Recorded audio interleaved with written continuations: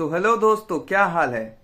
तो कल Arsenal versus Manchester United derby हमने सभी देखा कि आर्सेनल ने मैनचेस्टर को 1-0 से ओल्ड ट्रैफर्ड में हराया। आर्सेनल का अवे मैच था, पर आई वुड पर्सनली से बहुत लोग कहेंगे कि आर्सेनल ने अच्छा गेम नहीं खेला।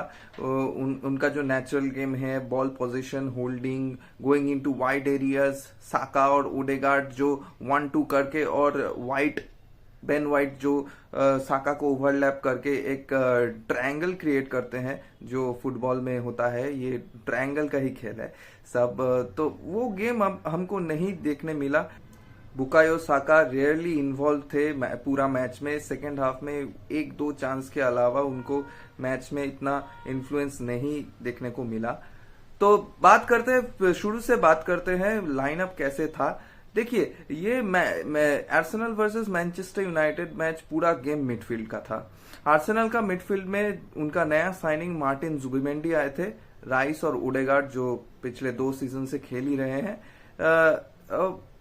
हमें लगा था कि आर्सेनल का मिडफील्ड मैनचेस्टर के ऊपर हावी हो जाएगा, पर ऐसा नहीं हमको देखने मिला। इसका वजह मैनचेस्टर यूनाइटेड का सेटअप, उनका सेटअप है 3-4-3।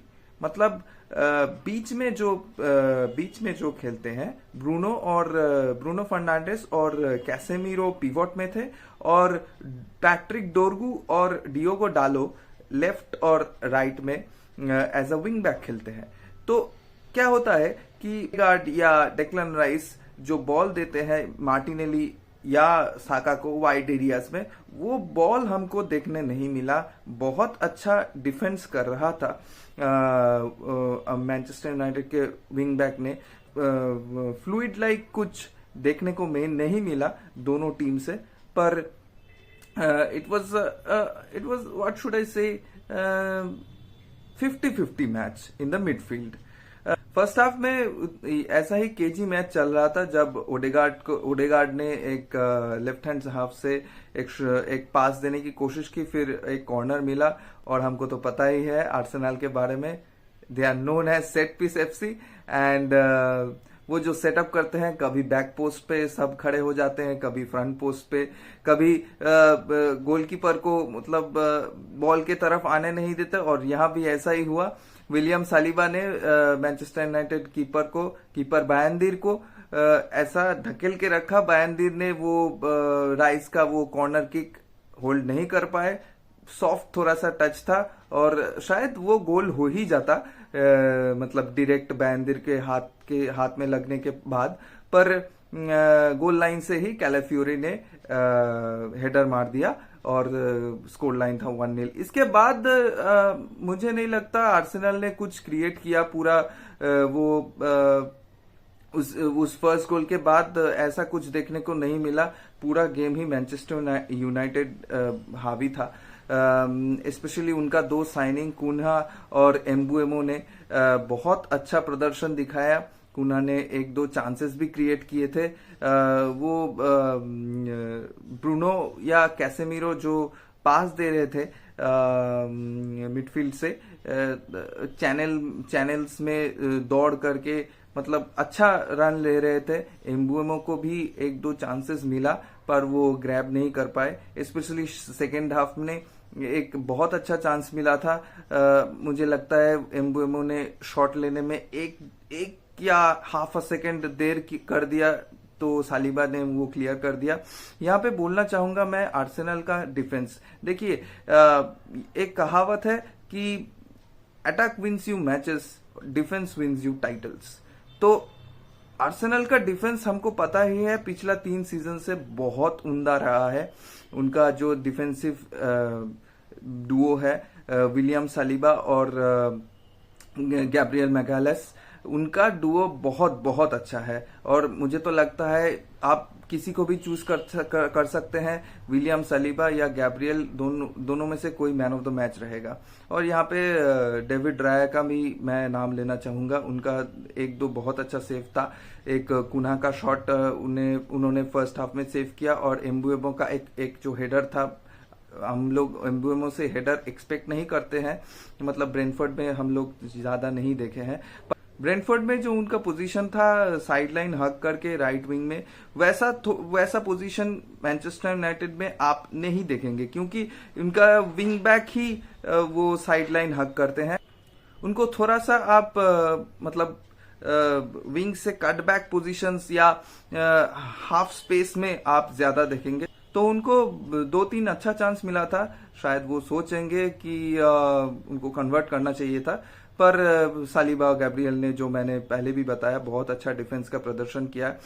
और हम सब एक्सपेक्ट कर रहे थे इस मैच में हमको ग्योकोरेस वर्सेस सेस्को का एक बैटल देखने को मिलेगा, पर उतना देखने को नहीं मिला। उसमें हम लोग हताश हुए, क्योंकि first of all Manchester United Mason Mount, Matheus Cunha और ब्रायन एम्ब्यूमे के साथ उतरी थी। सेस्को नहीं आए। सेस्को 70th उसके आसपास टाइम में पिच पर उतरे, और उसके बाद सेस्को का बहुत कुछ ज्यादा इन्फ्लुएंस नहीं था गेम में। और ग्योकोरेस का भी मतलब वो स्टार्ट किए थे, पर उनका बॉल होल्डिंग या टचेस या स्कोरिंग कुछ चांसेस हमको देखने को नहीं मिला। अभी राइवल्स लोग कहेंगे, जो सोशल मीडिया में जो चलता है बैंटर वगैरह, आजकल लोग बहुत रिएक्शनरी हो जाते हैं। मतलब एक मैच में कोई नहीं खेल दिया, फिर उसको मतलब ट्रोल करने लगेंगे। अरे भाई, ये प्रीमियर लीग है, और प्रीमियर लीग तो छोड़ो, ये फुटबॉल है या किसी भी स्पोर्ट्स का आप नाम लीजिए। एक प्लेयर को टाइम लगता है, एक मतलब नया एनवायरनमेंट, नया लीग में वो आया है। अभी लोग बोलेंगे कि पोर्तुगीज लीग से जो भी स्ट्राइकर आया है वो ही फ्लॉप करता है। वैसा तो गेम नहीं चलता है। ग्योकोरेस अब 27 एज का है, उसका टाइम लगेगा। उसको आर्सेनल का जो होल्डिंग, बॉल पोजीशन और क्रॉसेस वगैरह जो साका से आता है, वो खेलने में टाइम लगेगा। उसको उस सेटअप में वाकिफ होने में टाइम लगेगा। तो मुझे नहीं लगता कि ग्योकोरेस अभी मैं नहीं कह सकता कि ग्योकोरेस एब्सोल्युटली फ्लॉप है। फ्लॉप तो सीजन के बाद ही पता चलता है। आप डेक्लन राइस का एग्जांपल लेके देखिए, मतलब उनका डिफेंसिव कंट्रीब्यूशंस रहा है, बहुत इन्फ्लुएंशियल रहे हैं, पर उन रियल मैड्रिड के मैच में वो जो 2 फ्री किक किए थे, उसमें ही उनका पूरा 100 मिलियन का पूरा प्राइस चला है ना। तो ग्योकोरेस ऐसा कुछ मतलब वाइटल मोमेंट में क्लच परफॉर्मेंस डिलीवर कर दे तो उनका सीजन फ्लॉप थोड़ी जाएगा, ऐसा नहीं होता है। तो हम आशा करते हैं ग्योकोरेस वर्सेस सेस्को कैसा होता है, मतलब दूसरा मैचेस में इनका परफॉर्मेंस कैसा होता है, हम देखेंगे। ओवरऑल अगर आप मुझे पूछेंगे कि दोनों टीम का कैसा ये सामारी क्या रहा, मुझे लगता है दोनों टीम ही बहुत खुश होंगे अपने आपका परफॉर्मेंस से। आर्सेनल थोड़ा सा कम खुश होगा, क्योंकि उनका जो फ्री फ्लोइंग स्टाइल है फुटबॉल का, वो नहीं खेल पाए। पर ये देखना होगा कि आर्सेनल को 3 पॉइंट्स मिला है, 3 points away against a big 6 team. That is what Arsenal needs at the moment, because Liverpool and Manchester City have won their respective matches, and they have already got the 3 points. So it doesn't matter how they played, they got the 3 points against Manchester United, who are confident after getting some big signings. तो Arsenal अपना next matches में अपना pre season तो ऐसा नहीं रहता कि pre season का 2-3 एग्जीबिशन मैच खेल लिए, 2-3 फ्रेंडली खेल लिए, आपका पूरा परफॉर्मेंस पूरा पीक में चला गया, मतलब एक फ्लो क्रिएट हो गया, वैसा नहीं रहता है।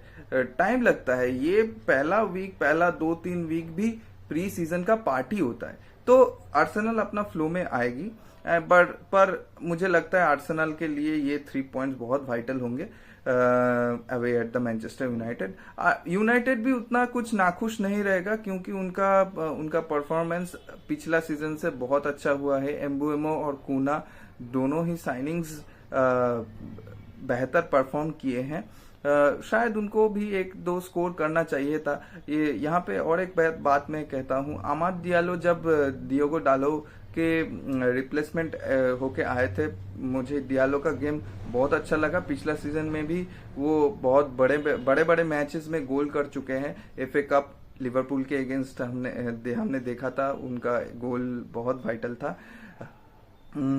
और सिटी के अगेंस्ट लास्ट टाइम मैनचेस्टर में जो गोल किए थे, उन्होंने सिटी के अगेंस्ट को भी मैनचेस्टर यूनाइटेड को जिताया। कल भी उनका बहुत अच्छा इन्फ्लुएंस रहा था, राइट हैंड साइड में जो बॉल लेके उठ रहे थे वो, और एम्बुमे के साथ उनका तालमेल देखने लायक होगा अपकमिंग मैचेस में।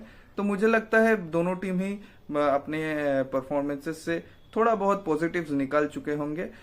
और यहाँ पर दूसरा मैचेस का भी बात करेंगे। चेल्सी ने अनएक्सपेक्टेडली क्रिस्टल पैलेस से ड्रॉ किया है। वेरेची एज ए क्रिस्टल पैलेस का फॉरवर्ड ने जरूर एक फ्री किक स्कोर किया था, पर वो वीआर के तहत वो कैंसिल कर दिया गया। मार्क गुए ने वहां पे एक फाउल किया था। Chelsea should have won the match. I mean crystal palace played well, they created more chances, पर चेल्सी का होम मैच था, इसलिए उनको शायद ये मैच जीतना चाहिए था। 2 पॉइंट शायद ड्रॉप किए हैं। मैनचेस्टर सिटी तो पूरा वोल्स को तहस महस कर दिया। टिजानी रेंडियर्स, रायन शेरकी, उनका 2 साइनिंग्स बहुत उम्दा परफॉर्मेंस किए। Haaland plays, score 2 massive goals. उनका मतलब पावर ही बोले, प्रिसीशन बोलिए, Haaland is top notch. I think he will win the Ballon d'Or in the upcoming years very soon. So यहाँ पे एस्टन विला न्यूकैसल का भी मैच हुआ था, वो 0-0 में खत्म हुआ। बहुत ही बोरिंग मैच था। मुझे लगा कोई भी टीम कुछ सॉलिड बिग चांसेस क्रिएट नहीं कर पाई। फ्लूइड मतलब वैसा फुटबॉल भी नहीं खेला कि मतलब कुछ बताने लायक हो। मैंने देखा था वो पूरा मैच, कौन सा को एक रेड कार्ड मिल गया, उसके अलावा मतलब बोलने को कुछ नहीं है। न्यूकासल का लग रहा था कि एक स्ट्राइकर उनको चाहिए, क्योंकि एंथोनी गॉर्डन फॉल्स 9 में खेल रहे थे पर ज्यादा कुछ क्रिएट नहीं कर पाए। और बात करते हैं दूसरे लीग की, ला लीगा। रियल मैड्रिड का मैच अभी भी बाकी है, पर बार्सिलोना और एटलेटिको मैड्रिड का मैच हो चुका है। बार्सिलोना यहाँ पे मायोर्का को 3-0 से नास्ता नाबूद कर चुका है। गोल लाइन अगर 5-0 या 6-0 या 7-0 होता, मैं सरप्राइज नहीं होता, क्योंकि मतलब एक टाइम पे मायोर्का के 9 प्लेयर्स खेल रहे थे बार्सिलोना के 11 प्लेयर्स के साथ। Lamine Yamal plays, he played exceptionally well. एक मेसीएस्क गोल उन्होंने मारा, 2-3 बंदे को कटा के एक लेफ्ट फुट से फिनिश मारा टॉप राइट हैंड कॉर्नर में। पर मुझे एक यहाँ पे एक कंट्रोवर्शियल गोल भी हुआ था। फेरन टोरेस का एक शॉट लिया था बार्सिलोना का मिडफील्डर ने, तो वो मायोर्का का डिफेंडर को हेड में लगा, इसलिए वो वहां पे शायद खेल रुक जाना चाहिए था, पर खेल रुका नहीं और फेरन टोरेस ने वो अपॉर्चुनिटी दोनों हाथ से ग्रैब कर लिए और एक गोल कर दिए। वो एक कंट्रोवर्शियल मोमेंट जरूर क्रिएट हुआ था और उसके बाद 2 रेड कार्ड भी मिला मायोर्का को। तो और एक मैच देखेंगे कि एटलेटिको मैड्रिड वर्सेस एस्पेनियोल। आप अगर देखेंगे कि एटलेटिको मैड्रिड ने प्रीमियर लीग के अलावा एक टीम जो बहुत सारी साइनिंग्स कर चुके हैं, वो है एटलेटिको मैड्रिड। चाहे आप थियागो अल्माडा की बात करें, मैथियो रुगारी इन द डिफेंस, एलेक्स बायना, जॉनी कार्डोसो जो रियल बेटिस से आए हैं, बहुत उम्दा प्लेयर है, और रास्पेडोरी जो नापोली में खेलते थे। इतना सारा साइनिंग्स के बाद भी वो आज एस्पेनियोल से हार गए 2-1 में। जूलियन अल्वारेस का एक बहुत अच्छा फ्री किक था, फिर भी वो एटलेटिको मैड्रिड ये मैच हार गई। इससे एक चीज जरूर साबित होता है कि ट्रांसफर सीजन में कितना भी प्लेयर साइन कर ले, transfer Windows can not win you titles, transfer Windows can not win you matches. Only the team chemistry, the tactical side of the game, how the manager manages the team, set ups the squad, set ups the tactics, how much intensity the players show at the pitch, that only wins you matches. So अभी आज एक premiere league का match बाकी है, Leeds versus Everton. वो शायद Leeds जीत जाएगी, मुझे तो लगता है, पर एवर्टन का डिफेंस स्ट्रांग है, देखेंगे। अगली वीडियो में हम लोग ट्रांसफर अपडेट्स की बात करेंगे। बहुत बहुत ट्रांसफर हो चुका है इस सीजन, तो देखते हैं नेक्स्ट वीक में क्या होता है। उससे पहले ट्रांसफर का अपडेट्स आएगा। Until then, you will never walk alone.